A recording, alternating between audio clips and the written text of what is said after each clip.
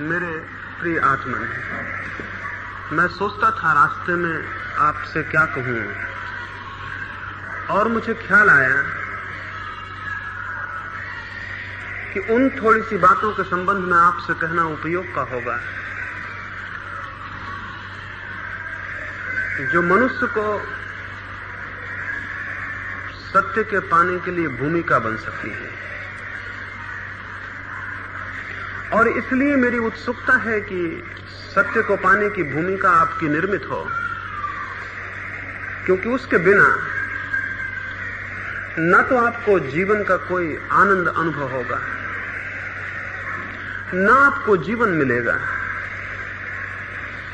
और न आप परिचित हो पाएंगे उस संगीत से जो सारे जगत में, सारे ब्रह्मांड में व्याप्त है।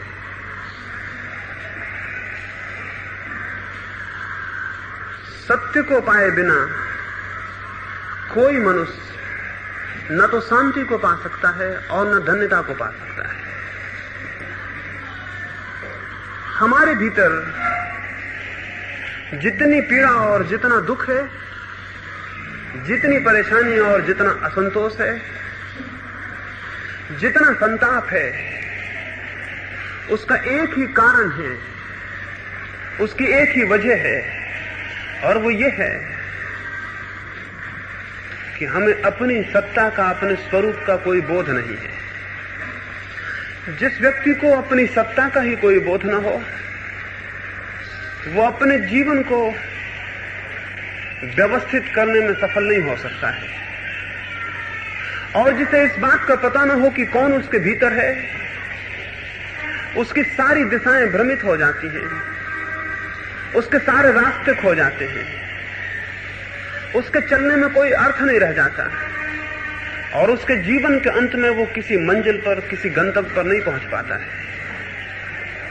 इसलिए मैंने ठीक समझा कि कुछ उन बातों के संबंध में आपसे कहूं जो सत्य को पाने के लिए भूमिका और सीढ़ियां बन सकती हैं। सबसे पहली बात तो ये कहनी जरूरी है कि हम में से बहुत कम लोग होंगे जो सत्य को पाना चाहते हों, और जो नहीं पाना चाहते उन्हें इस दुनिया में कोई भी सत्य देने में समर्थ नहीं हो सकता है। चाहे आपके करीब से महावीर निकल जाएं, और चाहे आपके पड़ोस में क्राइस्ट और कृष्ण ठहर जाएं, तो भी अगर आपके भीतर प्यास नहीं है तो सत्य आपको उपलब्ध नहीं हो सकता है। अगर मैं एक कुएं पर भी खड़ा हो जाऊं और मुझे प्यास न हो तो कुएं का पानी मुझे दिखाई नहीं पड़ेगा। पानी उसे दिखाई पड़ता है जिसे प्यास हो। पानी केवल उसे दिखाई पड़ता है जिसे प्यास हो, जिसे प्यास न हो उसे पानी भी दिखाई नहीं पड़ता। और पानी की सार्थकता भी उसे ही ज्ञात होगी जिसके पास प्यास है, और जितनी गहरी प्यास होगी पानी में उतना ही अर्थ प्रकट हो जाता है। सत्य के साथ भी यही है। जो जानते हैं उनका अनुभव यह है कि हम सारे लोग सत्य के करीब खड़े हैं। जो जानते हैं उनकी प्रतीति यह है हम सारे लोग सत्य के कुएं पर खड़े हैं, लेकिन हमें प्यास नहीं है, और जिसे प्यास नहीं है उसे उपलब्धि नहीं हो सकती। जो हमारी बिल्कुल पीठ के पीछे हो, जो हमारे हाथ के करीब हो, लेकिन अगर प्यास ना हो वो भी हमें दिखाई नहीं पड़ेगा। सत्य बहुत निकट है, सत्य से ज्यादा निकट और कोई बात नहीं हो सकती है, लेकिन प्यास ना हो तो सत्य सबसे ज्यादा दूर हो जाता है। प्यास ना हो तो सत्य और हमारे बीच इतना बड़ा फासला हो जाता है जिसे पार करना मुश्किल है, और प्यास हो तो कोई फासला नहीं रह जाता। और अगर प्यास पूरी तरह पैदा हो जाए तो सत्य हाथ बढ़ाते ही उपलब्ध हो जाता है। एक गांव में जहां कोई 1000 लोग रहते थे, एक बहुत बड़े सदगुरु का निकलना हुआ था। उस गांव के एक व्यक्ति ने आके उनको कहा, आप इतने लोगों को सत्य के संबंध में समझाते हैं, इतने लोगों को मोक्ष के संबंध में बताते हैं, कितने लोगों को मोक्ष उपलब्ध हुआ है, कितने लोगों को सत्य मिला। उस फकीर ने कहा, एक काम करो, कल सुबह तुम आना और फिर हम उत्तर देंगे। वो कल सुबह आया उस फकीर ने कहा, तुम गांव में जाओ और सारे लोगों से पूछना कि कौन व्यक्ति क्या चाहता है और एक फेहरिस्त बना के मेरे पास आ जाना। वो आदमी गांव में गया, 1000 लोग वहां रहते थे। उसने सुबह से सांझ तक एक एक आदमी को मिलकर पूछा कि तुम्हारी आकांक्षा क्या है, और सांझ को वो पूरी फेहरिस्त बना के आया। उस फकीर ने पूछा, इस फेहरिस्त में कोई आदमी सत्य को भी चाहता है? उसमें एक भी आदमी नहीं था जो सत्य को चाहता हो। धन को चाहने वाले थे, यश को चाहने वाले थे, पुत्र पुत्रियों को चाहने वाले थे, और सारे चाहने वाले थे। उन 1000 लोगों में से एक ने भी नहीं लिखा था कि मैं सत्य को चाहता हूं। तो उस फकीर ने कहा, अगर लोग सत्य को ना चाहते हो तो सत्य उन्हें दिया नहीं जा सकता है। सत्य किसी को भी दिया नहीं जा सकता है। स्मरण रखिए, मैं आपको पानी तो दे सकता हूं, लेकिन प्यास कैसे दूंगा? और पानी अगर दे भी दूं और प्यास ना हो तो उस पानी में अर्थ क्या होगा? तो दुनिया में बहुत लोगों ने, जिन्होंने जाना है, अपनी बात कही है, लेकिन उनकी बात पानी है। आप में प्यास हो तो उसमें अर्थ होगा, आप में प्यास ना हो तो व्यर्थ हो जाएगी। सत्य की जिज्ञासा में पहली शर्त है प्यास होनी चाहिए। और प्यास का पता कैसे चलेगा? अगर एक मरुस्थल में मुझे छोड़ दिया जाए, तो सूरज जोर से तपता हो और पानी कहीं दिखाई ना पड़ता हो और मैं प्यास से तड़पने लगूं, मैं प्यास से इतना व्याकुल हो जाऊं कि कोई आके मुझसे कहे कि हम पानी तो देते हैं, लेकिन पानी जीवन के मूल्य पर देंगे। हम पानी देंगे लेकिन बाद में जीवन ले लेंगे। तो मैं पानी लेना पसंद करूंगा या जीवन बचाना? मैं पानी ले लूंगा और जीवन खो दूंगा। प्यास तब पूरी होती है जब हम उसके लिए जीवन भी देने को तैयार हों। तो अकेली प्यास ही काफी नहीं है, इतनी प्यास कि हम उसके लिए सब कुछ देने को तैयार हों, तो सत्य उपलब्ध होता है। सत्य बहुत सस्ती बात नहीं है। असल में जीवन में जो भी महत्वपूर्ण है वो सस्ता नहीं हो सकता। और सत्य एक अर्थ में किसी भी मूल्य पर नहीं पाया जा सकता है सिवाय जीवन दिए। महावीर के समय में बिंबिसार नाम के राजा ने उनसे जाके कहा था, बिंबिसार ने महावीर को कहा, मैं सत्य को उपलब्ध करना चाहता हूं और आप जानते हैं मैंने दूर दूर तक की यात्राएं की हैं और दूर दूर तक मैंने विजय की पताकाएं फहरा दी हैं। जहां तक मुझे ख्याल जाता है वहां तक मेरा राज्य फैल गया है। तो आप मेरी शक्ति से तो परिचित ही होंगे। अब मैं सत्य भी पाना चाहता हूं। मैंने सुना है अकेली संपत्ति और अकेले राज्य के पालने से शांति नहीं मिलती, तो अब मैं सत्य भी पाना चाहता हूं। तो मुझे क्या देना होगा? सत्य पाने के लिए मुझे क्या देना होगा? महावीर ने कहा, तेरे ही गांव में एक अत्यंत साधारण मनुष्य रहता है, तू उसके पास जा और उस मनुष्य से कहना कि अपना एक ध्यान का जो पुण्य है वो मुझे दे दे। एक ध्यान का पुण्य, एक सामायिक का पुण्य, एक समाधि का पुण्य, और जो मूल्य वो मांगे दे देना। वो बिंबिसार गया उस साधारण नागरिक से, उसने कहा, जो चाहते हो ले लो, मुझे तुम्हारे एक ध्यान का पुण्य चाहिए। वो बहुत हैरान हुआ। उसने कहा, बड़ी मुश्किल है, मैं अपने प्राण दे सकता हूं लेकिन अपना ध्यान नहीं दे सकता। इसलिए नहीं कि मैं नहीं देना चाहता है, इसलिए कि देने का कोई उपाय नहीं है। मैं अपने प्राण दे सकता हूं लेकिन अपना ध्यान नहीं दे सकता। इसलिए नहीं कि नहीं देना चाहता, बल्कि इसलिए कि देने का कोई उपाय नहीं है। मैं आपको प्रेम तो कर सकता हूं लेकिन अपना प्रेम नहीं दे सकता।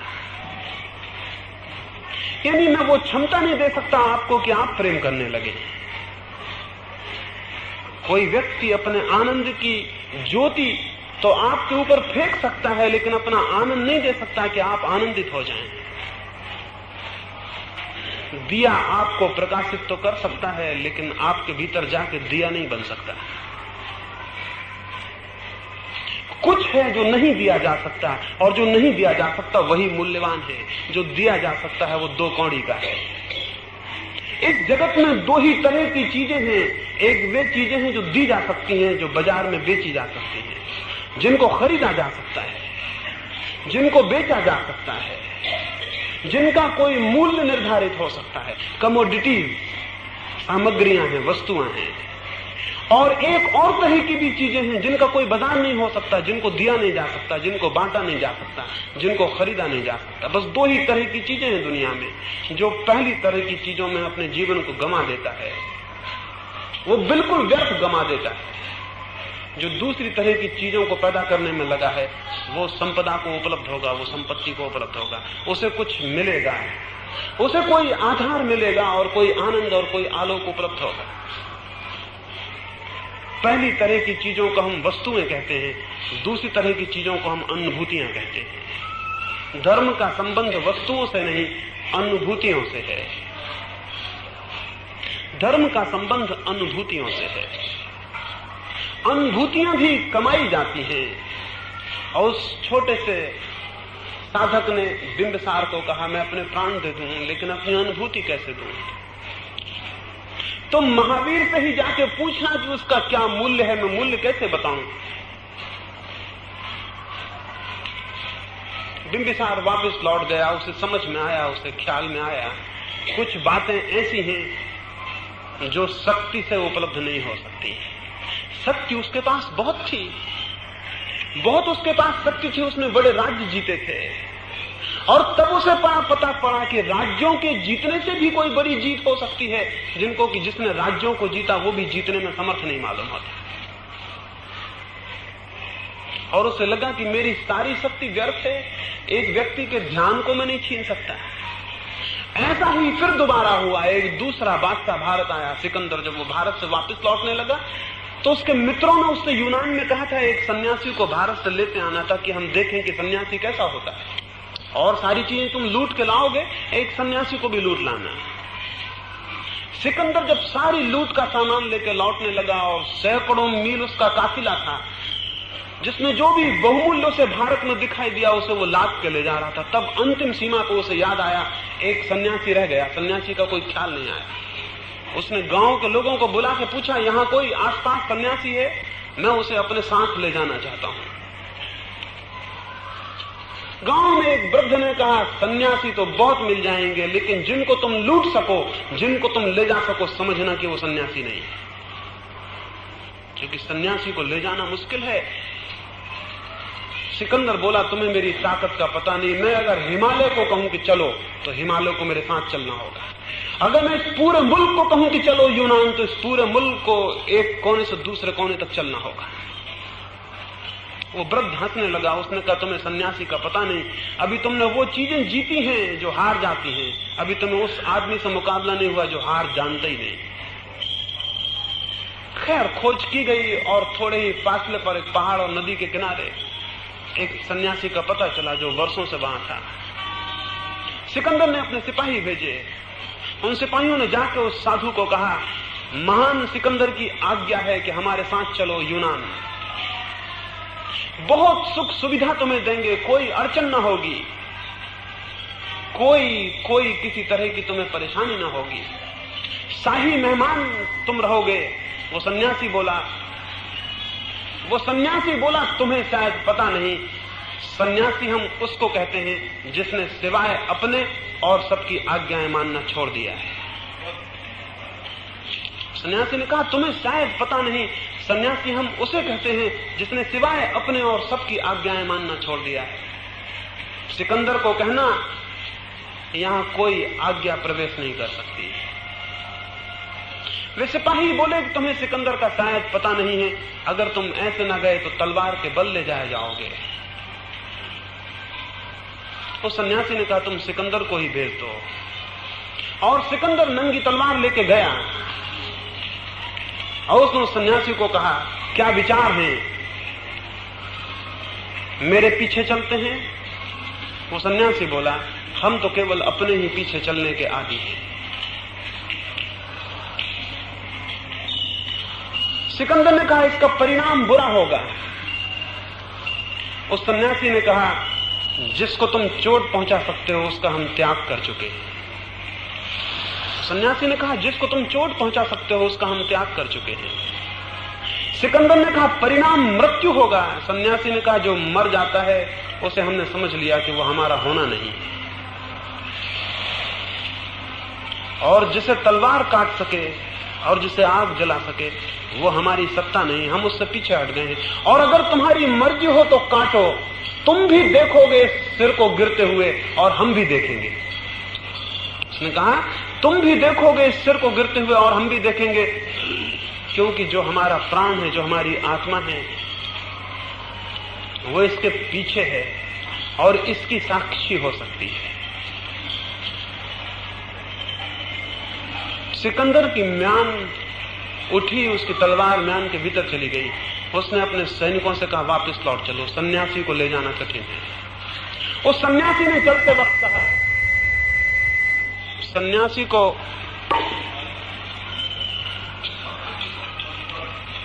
सन्यासी को मार डालना तो आसान है, सन्यासी को जीतना संभव नहीं। सिकंदर जब वापस पहुंचा, उसके मित्रों ने पूछा, सन्यासी को लाए हैं? वो बोला, सारा संसार ला सकता था, सन्यासी को लाने की बात मत कहो।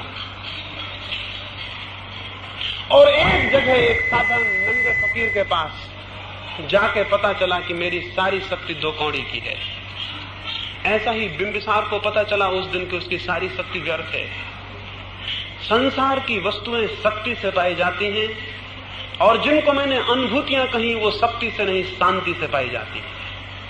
वस्तुएं शक्ति से उपलब्ध होती हैं, अनुभूतियां शांति से उपलब्ध होती हैं। जिसकी शक्ति पर आस्था है वो केवल वस्तुओं को इकट्ठा कर पाएगा, और जिसकी शांति पर आस्था है वो अनुभूतियों को भी उपलब्ध हो जाता है। स्मरण रखें, इसका अर्थ हुआ कि शांति शक्ति से भी बड़ी शक्ति है।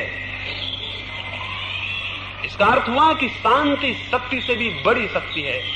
सबसे बड़े शक्तिशाली वे हैं जिन्हें आप अपनी शक्ति दिखाने के लिए प्रलोभित नहीं कर सकते। सबसे बड़े शक्तिशाली वे हैं जिन्हें आप शक्ति का प्रदर्शन करने के लिए उत्तेजित नहीं कर सकते। सबसे बड़े शक्तिशाली वे हैं जो उस सीमा तक शांत हो गए हैं तो उन्हें अशांत करने का उपाय संसार के हाथ में कोई भी नहीं रह जाता है। शांति अद्भुत शक्ति है, एक बहुत दूसरे लोक की शक्ति है, और शांति भूमिका है सत्य को पाने की। जो शांत नहीं है वो सत्य को नहीं पा सकता है। तो पहली बात है सत्य को पाने की प्यास चाहिए। दूसरी बात है सत्य को पाने के लिए शक्ति की निष्ठा छोड़कर शांति की श्रद्धा उत्पन्न होनी चाहिए। शक्ति की निष्ठा हम सबके भीतर है। वासनाएं शक्ति मांगती हैं, आत्मा शांति मांगती है। और जो जितना शक्ति को जुटाने में लगा है वो स्मरण रखे, वो उतना ही आत्मा से दूर होता चला जाए। और जो जितना शांति को जुटाता है वो उतना ही आत्मा के करीब आने लगता है। शांति कैसे जुटाई जा सकती है, शांति कैसे पैदा हो सकती है? शांति के पैदा करने के कोई 4 सूत्र मैं आपसे कहना चाहूंगा। जो व्यक्ति शांत होना चाहता हो, जो उस अद्भुत शक्ति को उत्पन्न करना चाहता हो जिसको मैं शांति कह रहा हूं, जिसे अनुभूतियों के जगत में प्रवेश करना हो वस्तुओं के जगत को छोड़कर, जिसके जीवन में वस्तुओं की कामना छोड़कर अनुभूतियों की कामना उत्पन्न हो गई हो, जिसकी वासना ने बाहर की दौड़ छोड़कर भीतर का रुख अपना लिया हो। आज सांझ को मैं लेटा था और कुछ मित्र मेरे पास थे, उनको मैं एक कहानी कहा, एक अद्भुत कहानी उनको मैं कहता था, वो मुझे स्मरण आई। एक बहुत बड़े मुसलमान बादशाह के पास एक व्यक्ति ने जाकर, उसके एक मित्र ने जाकर कहा, मुझे आपका एक घोड़ा चाहिए। उस राजा ने अपने अस्तबल में जाके कहा, सबसे जो बढ़िया घोड़ा है वो मैं तुम्हें देता हूं, वो जो पीला घोड़ा है उसे तुम ले लो, उसे ले जाओ। वो आदमी बोला, उस घोड़े को ले जाने में मैं समर्थ नहीं हूं, उस घोड़े के बाबत मैंने सुन रखा है, वो घोड़ा बहुत खतरनाक है, क्योंकि जब उस पर कोई सवार बैठता है तो वो घोड़ा उल्टा चलता है, वो पीछे की तरफ भागता है। ऐसे घोड़े पर बैठ के कोई कहीं भी नहीं पहुंच सकता। और राजा बोला जो समझदार हैं वो इस घोड़े पे भी बैठ के वहां पहुंच जाएंगे जहां पहुंचना चाहते हैं। उस आदमी ने कहा लेकिन कैसे? उस राजा ने कहा वे अपने घर की तरफ घोड़े की पूंछ कर लेंगे, उन्हें जहां जाना है वे वहां घोड़े की पूंछ कर लेंगे और पहुंच जाएंगे। ये मैं इसलिए कह रहा हूं, मनुष्य के भीतर जो वासना है वो वही घोड़ा है जो उल्टा भागता है, जहां आप जाना चाहते हैं उससे उल्टा जाता है। लेकिन जो समझदार है वो वासना को उल्टा कर लेते हैं और उसकी पूंछ आत्मा की तरफ कर लेते हैं। शक्ति की जो खोज है ये उस घोड़े का मुंह गंतव्य की तरफ रखना है, और शांति की जो खोज है घोड़े को उल्टा कर लेना है।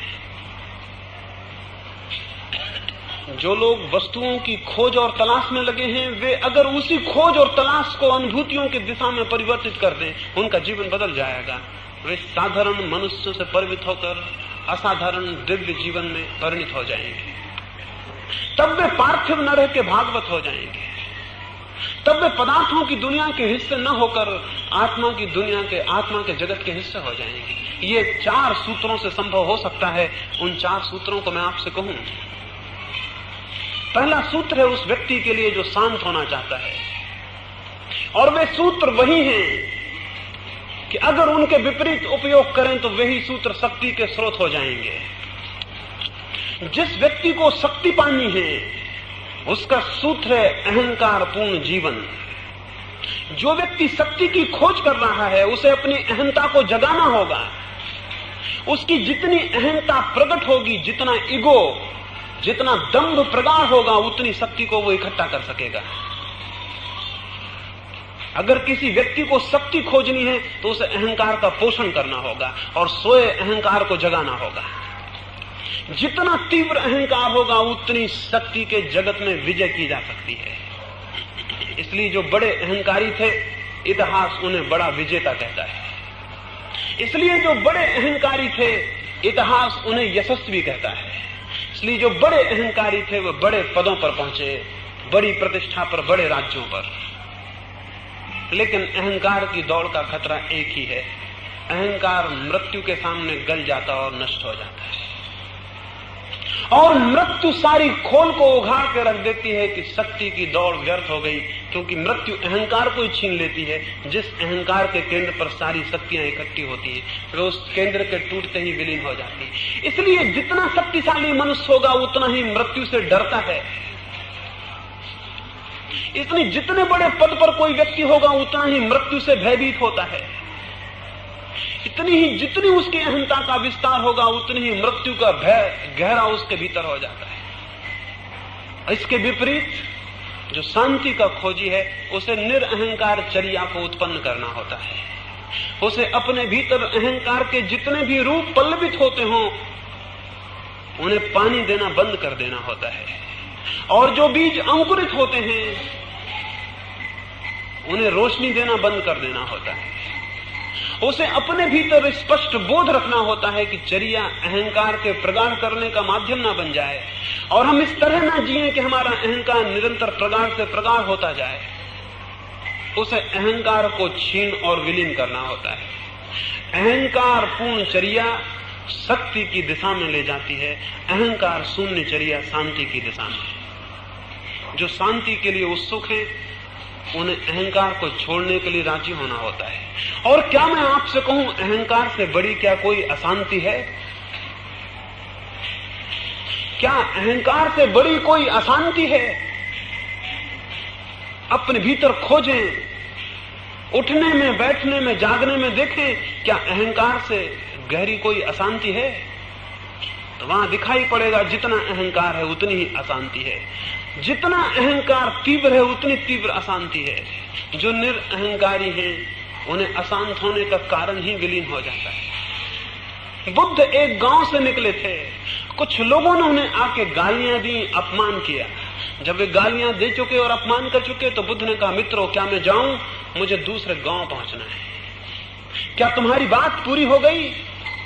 क्या तुम ये तो ना समझोगे कि मैंने तुम्हारी बात नहीं सुनी और जल्दी चला गया? उन लोगों ने कहा, क्या आप पागल हैं? ये बातें ना थी, हमने गालियां दी हैं और अपमान किया है। बुद्ध ने कहा, जिस दिन से अहंकार गया तुम गाली दो लेकिन मुझको लगना मुश्किल है। क्योंकि जहां लगती थी वो तुम नहीं लगा सकते थे, वो मेरा अहंकार था जो लगाता था। गाली फेंकना तुम्हारे हाथ में है, उस गाली का पड़ना मेरे ऊपर, मेरे हाथ में है। मेरे पास वो केंद्र तो चाहिए जहां वो चुभ जाए। वो केंद्र अहंकार है जहां सारे जगत की गालियां चुभ जाती हैं, जहां सारे जगत के अपमान चुभ जाते हैं। वो स्थल तो मेरे पास चाहिए। बुद्ध ने कहा, क्षमा करें, तुम बहुत गलत आदमी को गाली देने आ गए, बिल्कुल अग्राहक को, नॉन रिसेप्टिव आदमी के पास आ गए। तुमने समय व्यर्थ खोया, और अब भूल मत करना है ऐसी। गाली देनी हो तो उसे देना जो गाली लेता हो। बुद्ध ने कहा, 10-12 वर्ष हुए, हम गाली लेने में असमर्थ हो गए, बहुत दुखी हैं और क्षमा चाहते हैं, इतना समय तुम्हारा व्यर्थ खराब किया, और हमें जल्दी कहीं पहुंचना है, इसलिए अब इस बातचीत में ज्यादा भी नहीं पड़ सकते। जिसे कहीं पहुंचना हो वो व्यर्थ की बात में ज्यादा नहीं पड़ सकता है। तो बुद्ध ने कहा, आज्ञा दें कि मैं जाऊं, और स्मरण रखें, आगे ऐसे गलत आदमी को गाली मत देना। वो जो अहंकार का केंद्र है, वो जो स्थल है, वो जो मैं का भाव है, वो सारी अशांति का कारण है। और जितनी अशांति होती है आदमी में, उतना ही वो शक्ति का इच्छुक होता है, क्योंकि शक्ति से वो अशांति की कमी को भरना चाहता है। शक्ति से वो शांति की कमी को भरना चाहता है। वो ये धोखा देना चाहता है अपने को कि मेरी शांति नहीं है, कोई हर्ज नहीं, मेरे पास शक्ति है, और शक्ति से मैं सप्लीमेंट कर लूंगा, पूर्ति कर लूंगा उस शांति की जो कि नहीं है। लेकिन ये पूर्ति नहीं हो सकती। परमात्मा के जगत में कोई धोखा नहीं चल सकता है। अनुभूतियों के जगत में कोई धोखा नहीं दिया जा सकता। हम धोखा दूसरे को दे सकते हैं, अपने को धोखा देने का कोई उपाय आज तक ईजाद नहीं हो सका है। वहां 2 और 2 4 ही होते हैं, वहां 2 और 2 के 5 या 3 होने का कोई रास्ता नहीं है। तो कोई कितनी ही शक्ति इकट्ठी कर ले, अशांति उतनी ही बनी रहेगी, और शांति की पूर्ति नहीं हो सकती। हो भी कैसे सकती है? शक्ति अशांति का लक्षण है, अशांति की खोज है। शांति तो बड़ी अलग बात है, उसकी पूर्ति शक्ति से नहीं हो सकती है। तो पहला सूत्र है शांति के साधक के लिए कि वो अहंकार शून्य चर्या को अपनाए। कैसे अपनाएगा? अहंकार शून्य चर्या को कैसे अपनाएगा? बहुत लोग चेष्टा करके अपना लेते हैं, बिना समझे, बिना जाने। एक आदमी हो सकता है कि ये सोच के कि अहंकार छोड़ देना है तो शक्ति छोड़ दे, राज्य छोड़ दे, समझ लें बड़ा राजा हो, सम्राट हो। वो ये सोच के कि शक्ति छोड़ देनी है और शांत हो जाना है, अहंकार शून्य चर्या उत्पन्न करनी है तो मैं राज्य छोड़ दूं, तो राज्य छोड़ के चला जाएगा।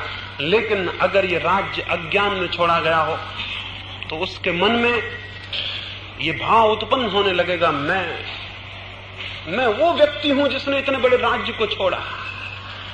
और तब राज्य पाने से जो अहंकार पोषित होता था, वही अहंकार राज्य छोड़ने से भी पोषित होता रहेगा।